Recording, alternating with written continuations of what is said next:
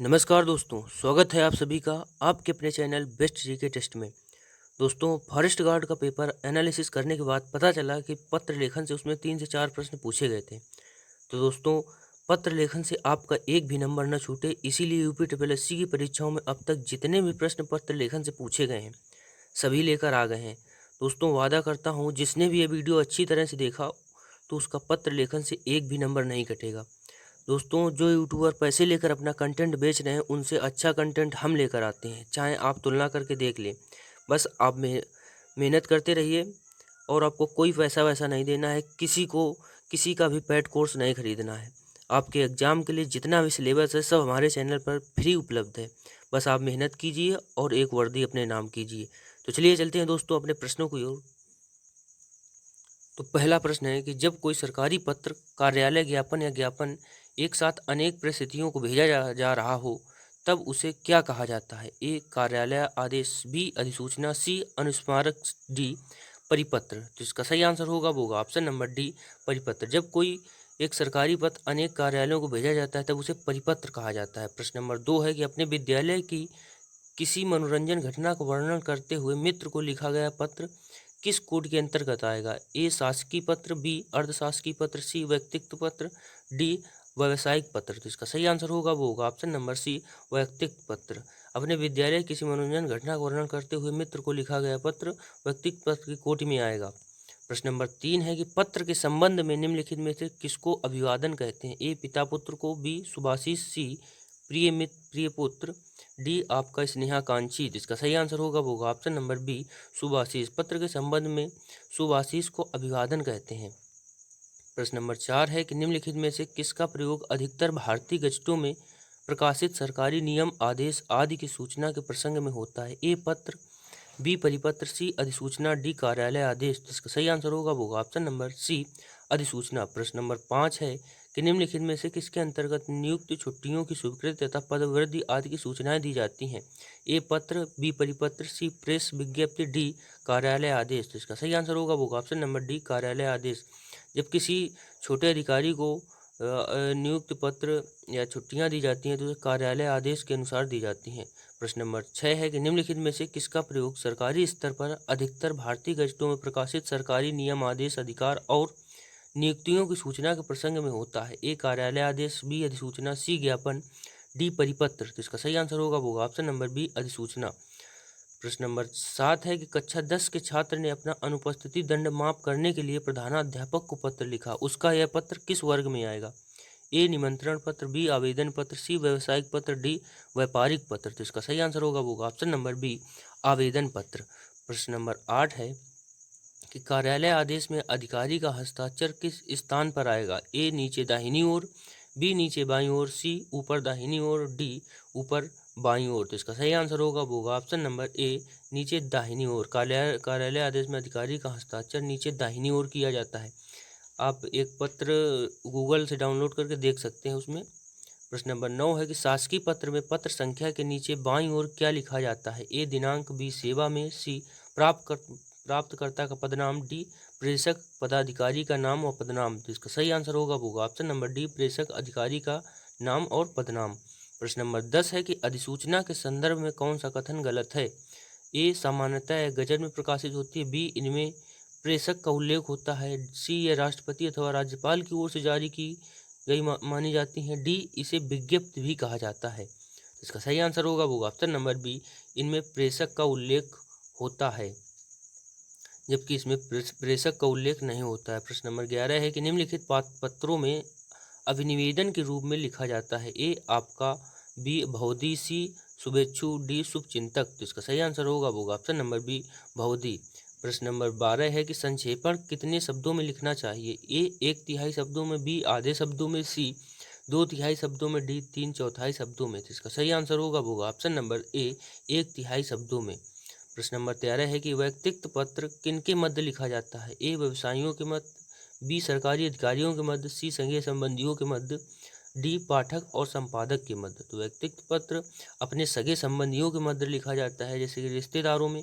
प्रश्न नंबर 14 है कि निम्नलिखित में से कौन सा अनौपचारिक पत्र का उदाहरण है? ए मोहल्ले में बिजली की समस्या के लिए जिला अधिकारी को लिखा गया पत्र, बी बहन के विवाह में शामिल होने के लिए मित्र को लिखा गया पत्र। सी, गांव में पुस्तकालय खुलवाने हेतु जिला परिषद के अध्यक्ष को लिखा गया पत्र। डी, प्रधानाचार्य को 2 दिनों के अवकाश के लिए प्रार्थना पत्र। तो इसका सही आंसर होगा वो ऑप्शन नंबर बी, बहन के विवाह में शामिल होने के लिए मित्र को लिखा गया पत्र। ये अनौपचारिक पत्र की श्रेणी में आएगा। प्रश्न नंबर 15 है कि इनमें से कौन सा कार्यालय आदेश के मूल गुण नहीं है। ए, अनौपचारिकता। बी, नपातुला। सी, निर्वैयक्तिक। डी, बाहरी भीतरी बातें। तो इसका सही आंसर होगा वो ऑप्शन नंबर डी, बाहरी और भीतरी बातें। प्रश्न नंबर 16 है कि आयकर से माफी एवं पूर्ण मुक्त के लिए किसे प्रार्थना पत्र लिखेंगे। ए, प्रशासन अधिकारी। बी, संपादक अधिकारी। सी, आयकर अधिकारी। डी, संपादन अधिकारी। तो इसका सही आंसर होगा वो ऑप्शन नंबर सी, आयकर अधिकारी। आयकर से माफी एवं पूर्ण मुक्ति के लिए आयकर अधिकारी को पत्र लिखा जाता है।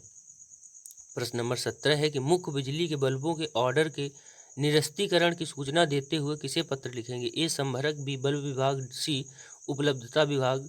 डी, अध्यक्ष महोदय। तो इसका सही आंसर होगा वो ऑप्शन नंबर ए, संभरक। बिजली के बल्बों के ऑर्डर के लिए आप संभरक को पत्र लिखेंगे। प्रश्न नंबर 18 है कि कार्यालय आदेश किसके लिए निकाले गए आदेशों की सूचना है। ए, मंत्रालय। बी, संबंध विभाग प्रभाग। सी, अनुभव। और डी, सभी विकल्प सही हैं। तो इसका सही आंसर होगा वो ऑप्शन नंबर डी, इसके सभी विकल्प सही हैं। कार्यालय आदेश मंत्रालय और संबंध विभाग तथा अनुभव आदि को लिखा जाता है। प्रश्न नंबर 19 है कि छोटे संबंधियों को पत्र में संबोधन में आप क्या लिखेंगे।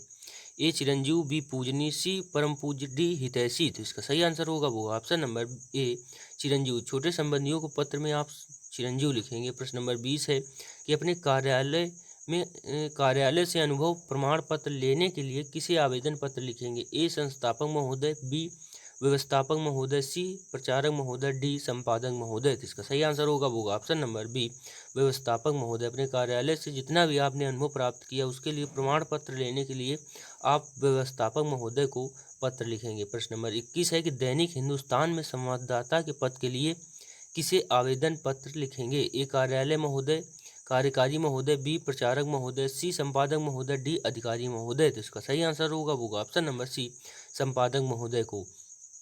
प्रश्न नंबर 22 है कि बस स्टैंड के पास आवारा लड़कों के व्यवहार को बताते हुए तथा उनके खिलाफ छेड़खानी के विरुद्ध FIR दर्ज करवाने के लिए किसे आवेदन पत्र लिखेंगे।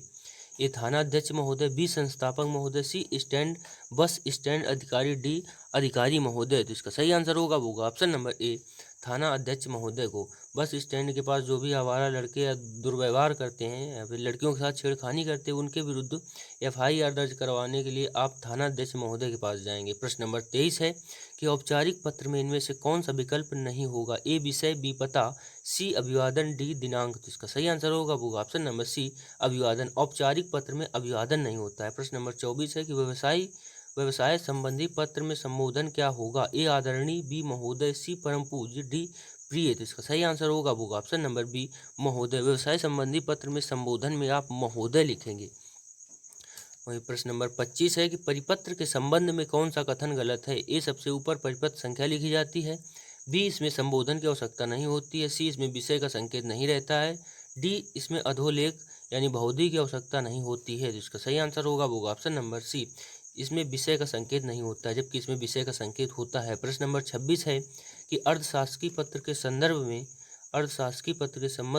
में कौन सा कथन गलत है। ए, इसका स्वरूप व्यक्तिगत पत्र के समान होता है। बी, यह पत्र अन्य पुरुष में लिखा जाता है। सी, औपचारिक शब्दों से आरंभ करने की आवश्यकता नहीं होती। डी, प्राय सामान्य स्तर के अधिकारी के साथ ऐसा पत्र व्यवहार होता है। तो इसका सही आंसर होगा वो ऑप्शन नंबर बी, यह पत्र अन्य पुरुष में लिखा जाता है।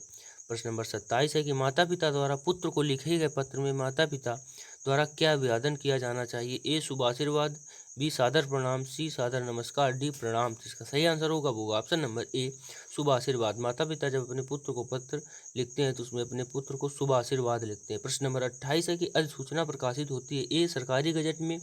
बी, सरकारी पत्रिका में। सी, किसी भी पत्रिका में। डी, सामान्य पत्र के रूप में। तो इसका सही आंसर होगा वो ऑप्शन नंबर ए, सरकारी गजट में। प्रश्न नंबर 29 है किसी राजपत्रित अधिकारी की नियुक्ति, पदोन्नति, अवकाश, स्वीकृति और उनके स्थानांतरण की अधिसूचना को राजपत्र में प्रकाशित करने के लिए किस पत्र का प्रयोग किया जाता है। ए, परिपत्र। बी, शासनादेश। डी, सी, अधिसूचना। डी, कार्यालय स्मृति पत्र। इसका सही आंसर होगा वो ऑप्शन नंबर सी, अधिसूचना। किसी अधिकारी की नियुक्ति या पद उन्नति यानी पद बढ़ाने को और अवकाश छुट्टी देने को अधिसूचना में प्रकाशित किया जाता है। प्रश्न नंबर 30 है, कार्यालय आदेश सदैव प्रेषित होता है कनिष्ठ से वरिष्ठ को, बी वरिष्ठ से कनिष्ठ को, सी दोनों ओर से, डी व्यक्तिगत रूप से वरिष्ठ से कनिष्ठ को। तो इसका सही आंसर होगा ऑप्शन नंबर बी, वरिष्ठ से कनिष्ठ को। कार्यालय आदेश बड़े से छोटे को प्रेषित होता है यानी वरिष्ठ से कनिष्ठ को। प्रश्न नंबर 31 है कि निम्न में से कौन सा कार्यालय पत्र नहीं है? ए प्रार्थना पत्र, बी प्रेस विज्ञप्ति, सी संपादक के नाम पत्र, डी निमंत्रण पत्र। जिसका सही आंसर होगा वो ऑप्शन नंबर डी, निमंत्रण पत्र। प्रश्न नंबर 32 है कि व्यावसायिक पत्र के संबंध में सही कथन कौन सा है? ऐसे पत्र में किसी विशिष्ट नियम या शब्दावली अथवा रूपरेखा की कोई आवश्यकता नहीं होती। दो, ऐसे पत्रों में संबोधन महोदय, महाशय आदि शब्दों द्वारा किया जाता है। किसी भी कंपनी के मैनेजर से सामग्री या माल से संबंधित पत्राचार होता है। तो इसका सही आंसर होगा वो ऑप्शन नंबर सी, 2 और 3, यानी कि ऐसे पत्रों में संबोधन महोदय, महाशय आदि शब्दों द्वारा किया जाता है। किसी भी कंपनी के मैनेजर सामग्री या माल से संबंधित पत्राचार होता है। प्रश्न नंबर 33 है कि व्यक्तिगत पत्र के संबंध में असत्य कथन है। ए, इसके अंतर्गत बड़ों की तरफ से छोटों को पत्र लिखे जाते हैं। बी, इसके अंतर्गत छोटों की तरफ से बड़ों को पत्र लिखे जाते हैं। सी, इन पत्रों में सरलता और अपनी कुशलता के समाचार होते हैं।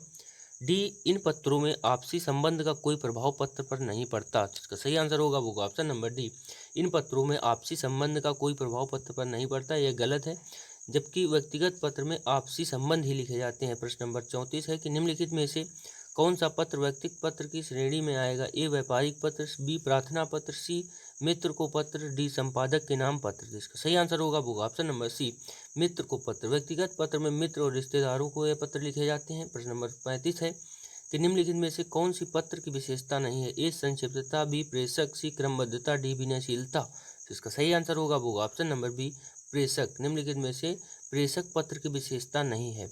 प्रश्न नंबर 36 है, गंदगी की समस्या से पीड़ित मोहल्ले वासियों की ओर से नगर पालिका अध्यक्ष को लिखा गया पत्र निम्नलिखित में से किस श्रेणी के अंतर्गत आएगा? ए प्रार्थना पत्र, बी आवेदन पत्र, सी व्यापारिक पत्र, डी शिकायती पत्र। तो इसका सही आंसर होगा वो ऑप्शन नंबर डी, शिकायती पत्र। प्रश्न नंबर 37 है कि जब कोई सरकारी पत्र, ज्ञापन या कार्यालय ज्ञापन एक साथ अनेक परिस्थितियों को भेजा जाए उसे क्या कहते हैं? देखो यह प्रश्न दोबारा पूछा गया है। ए आदेश, बी अनुस्मारक, सी अधिसूचना, डी परिपत्र। 2018 में फॉरेस्ट गार्ड की परीक्षा में भी यह प्रश्न पूछा गया था और 2018 में ग्राम विकास अधिकारी की परीक्षा में 23/12/2018 शिफ्ट फर्स्ट में यह प्रश्न पूछा जा चुका है। तो इसका सही आंसर होगा वो ऑप्शन नंबर डी, परिपत्र। प्रश्न नंबर 38 है कि जब एक अधिकारी दूसरे अधिकारी को व्यक्तिगत नाम से पत्र लिखता है उसे क्या कहते हैं? ए शासकीय पत्र, बी अर्धशासकीय पत्र, सी टिप्पणी, डी कार्यालय ज्ञापन। इसका सही आंसर होगा वो ऑप्शन नंबर बी, अर्धशासकीय पत्र। प्रश्न नंबर 39 है कि एक विद्यार्थी को अपने स्कूल के प्रधानाचार्य को अभिनिवेदन में क्या लिखना चाहिए? ए आपका, बी भौदी, सी आपका आज्ञाकारी शिष्य, डी आपका सेवक। तो इसका सही आंसर होगा वो ऑप्शन नंबर सी, आपका आज्ञाकारी शिष्य। प्रश्न नंबर 40 है कि मच्छरों के प्रकोप के संबंध में शिकायत पत्र लिखना हो तो किसे लिखेंगे? ए माननीय स्वास्थ्य अधिकारी को, बी प्रधानमंत्री जी को, सी माननीय प्रधानाध्यापक जी को, डी माननीय शिक्षा अधिकारी को। तो इसका सही आंसर होगा वो ऑप्शन नंबर ए, माननीय स्वास्थ्य अधिकारी को। प्रश्न नंबर 41 है कि यदि आपको अपने मित्र को पत्र लिखना पड़े तो संबोधन में लिखेंगे? ए आदरणीय मित्र, बी पूजनीय मित्र, सी प्रिय मित्र, डी महोदय। तो इसका सही आंसर होगा वो ऑप्शन नंबर सी, प्रिय मित्र।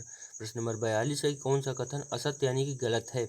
ए अर्धशासकीय पत्र में मित्रतापूर्ण भाषा में लिखा जाता है, बी संबोधन के लिए प्रिय लिखा जाता है, सी स्वनिर्देश के लिए आपका सद्भावी लिखा जाता है, डी इसमें भेजने वाला हस्ताक्षर करके पद का उल्लेख भी करता है। तो इसका सही आंसर होगा वो ऑप्शन नंबर डी, इसमें भेजने वाला हस्ताक्षर करके पद का उल्लेख भी करता है, जबकि ऐसा नहीं होता, इसमें भेजने वाला अपना पद नहीं लिख सकता है। प्रश्न नंबर 43 है कि सभी राज्य सरकारों को भेजा जाने वाला सरकारी पत्र कहलाता है? ए अनुस्मारक, बी अधिसूचना, सी परिपत्र, डी कार्यालय आदेश। तो इसका सही आंसर होगा वो ऑप्शन नंबर सी, परिपत्र। प्रश्न नंबर 44 है कि निम्नलिखित में से कौन सी बोली उत्तर प्रदेश की नहीं है? इसका सही आंसर होगा वो ऑप्शन नंबर डी, जयपुरी। जयपुरी राजस्थानी की बोली है, यह भाषा से संबंधित प्रश्न इसमें आ गया है। प्रश्न नंबर 45 है कि यदि सभी राज्य सरकारों को कोई एक सरकारी पत्र भेजा गया हो तो उसे क्या कहते हैं? ए सूचना, बी परिपत्र, सी आज्ञा पत्र, डी अधिसूचना। तो इसका सही आंसर होगा वो ऑप्शन नंबर बी, परिपत्र। देखो ये फर्स्ट शिफ्ट में पूछा गया है और सेकंड शिफ्ट में भी पूछा गया था। प्रश्न नंबर 46 है कि अधिसूचना का प्रयोग किस क्षेत्र में नहीं किया जाता? ए नियम, बी आदेश, सी कर्तव्य, डी अधिकार। तो इसका सही आंसर होगा वो ऑप्शन नंबर सी कर्तव्य। अधिसूचना का प्रयोग कर्तव्य के क्षेत्र में नहीं किया जाता, जबकि नियम, आदेश और अधिकार के क्षेत्र में किया जाता है। प्रश्न नंबर 47 है कि शासकीय पत्र के संदर्भ में कौन सा कथन गलत है? ए पत्र के सबसे ऊपर पत्र संख्या लिखते हैं, बी पत्र संख्या के ऊपर तिथि लिखी जाती है, सी पत्र के बाईं ओर सेवा में लिखा जाता है, डी महोदय संबोधन महोदय बाईं ओर लिखा जाता है। तो इसका सही आंसर होगा वो ऑप्शन नंबर बी पत्र संख्या के ऊपर तिथि लिखी जाती है, जबकि तिथि लास्ट में लिखी जाती है। प्रश्न नंबर 48 है कि यदि कोई पत्र सभी संबद्ध कार्यालयों को प्रेषित किया जाता है तो उसे कहते हैं व्यक्तिगत पत्र, बी कार्यालय आदेश, सी अधिसूचना, डी परिपत्र। इसका सही आंसर होगा वो ऑप्शन नंबर डी परिपत्र। प्रश्न नंबर 49 है कि निम्नलिखित में से कौन सी पत्र की विशेषता नहीं है? ए संक्षिप्तता, बी प्रेषक, सी क्रमबद्धता, डी विनयशीलता। तो इसका सही आंसर होगा वो ऑप्शन नंबर बी प्रेषक। प्रश्न नंबर 50 और अंतिम प्रश्न है कि छोटे संबंधियों को पत्र में संबोधन में आप क्या लिखेंगे? ए चिरंजीव, बी पूजनी, सी परम पूज्य, डी हितैषी। तो इसका सही आंसर होगा वो ऑप्शन नंबर ए चिरंजीव। छोटे संबंधियों को पत्र में आप चिरंजीव लिखेंगे। तो दोस्तों यह रहे पत्र लेखन से संबंधित प्रश्न जो, और जल्द ही आपके लिए यूपी जीके का 200 प्रश्नों का एक मास्टर वीडियो लेकर आने वाले हैं हम। और दोस्तों यदि आपको वीडियो अच्छा लगे और लगे कि इसमें मेहनत हुई है तो वीडियो को लाइक करें, और यदि आप चैनल पर नए हैं तो सब्सक्राइब जरूर कर लें और बेल आइकन को भी प्रेस कर लें, जिससे हमारे नए वीडियो आपको तुरंत के तुरंत मिल सकें। धन्यवाद दोस्तों वीडियो देखने के लिए।